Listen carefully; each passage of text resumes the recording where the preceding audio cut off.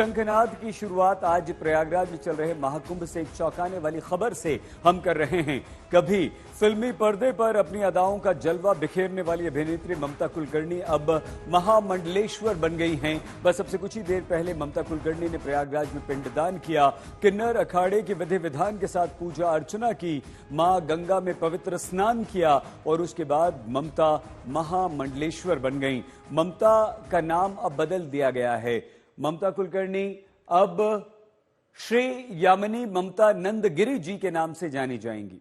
हम आपको बता दें कि 90 के दशक में ममता कुलकर्णी बॉलीवुड की कई बड़ी फिल्मों में दिखी थी, जहां वो अक्सर चर्चाओं में रहा करती थी। लेकिन पिछले कुछ वर्षों से ममता सक्रिय नहीं थी। लेकिन अब ममता कुलकर्णी सांसारिक जीवन छोड़कर आध्यात्म की राह पर निकल पड़ी हैं।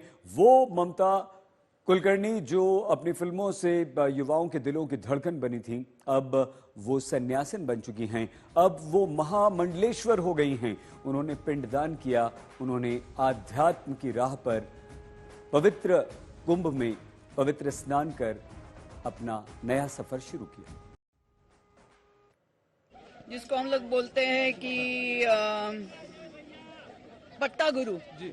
मैंने लक्ष्मी नारायण त्रिपाठी को चुना बिकॉज आज शुक्रवार है और सर्वप्रथम आज महाकाली का दिन है और मुझे कल महामंडलेश्वर बनाने की तैयारी चल रही थी। मुझे पूछा गया तो, लेकिन आज मुझे महाशक्ति ने आदेश दिया कि मुझे ये चुनना है लक्ष्मी नारायण त्रिपाठी जी को, बिकॉज वो साक्षात अर्धनारेश्वर के स्वरूप है।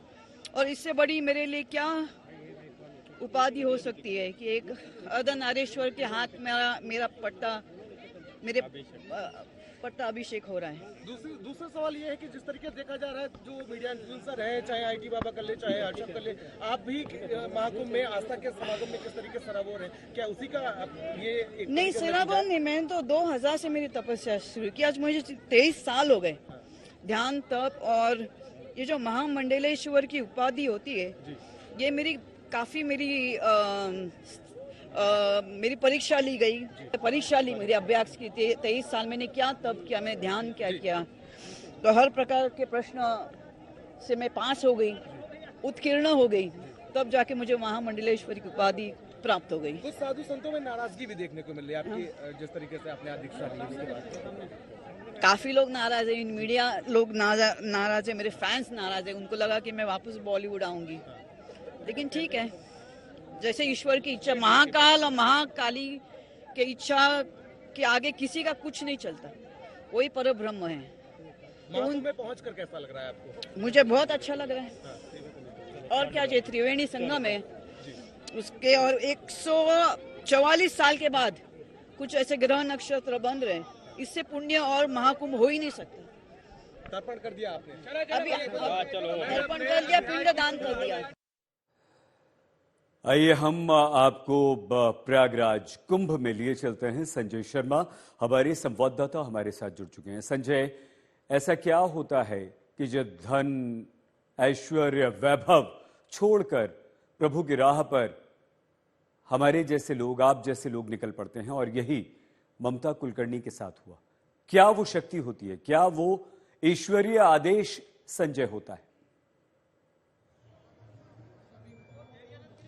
ये तो जिसके दिमाग में ऐसी उपज होती है वो ही बता सकते हैं। लेकिन कई ऐसे लोग, ममता कुलकर्णी ही नहीं, कई ऐसे लोग जो विदेशों में अमीर परिवारों के लोग हैं और अचानक उनको क्या होता है, वो सब कुछ, सारा ऐश्वर्य वैभव, परिवार सब छोड़कर भारत चले आते हैं, भभूत रमाते हैं और मस्त मलंग की तरह जीवन बिताते हैं। ममता कुलकर्णी का भी कहना है कि वो पिछले कई साल से वो योगा प्रैक्टिस कर रही हैं, इसके साथ साथ वो अपने गुरु के आदेश पर चल रही हैं, और उनके आदेश के बाद उन्होंने कहा कि महाकाली का आदेश हुआ, और जिससे कि हम जो यहाँ के देवता भी हैं इस अखाड़े के, वो अर्धनारीश्वर शिव हैं, शिव पार्वती, तो मैं अपने कैमरामैन से कहूंगा कि वो वहां दिखाएं। यहां पर अखाड़े के धर्मध्वजा लगी है और साथ ही अर्धनारीश्वर जो इनके आराध्य देव हैं उनकी भी प्रतिमा यहां पर रखी है। अखाड़े के अंदर जहां इस समय ये गार्ड तैनात हैं उसमें यहाँ की आचार्य महामंडलेश्वर पीठाधीश्वर, ठीक है संजय, हम दोबारा आपके महामंडलेश्वर पास लक्ष्मी आएंगे। संजय शर्मा हमारे संवाददाता हमारे साथ हैं और ममता कुलकर्णी अब बन चुकी हैं महामंडलेश्वर, अपने जमाने की मशहूर फिल्मी अभिनेत्री।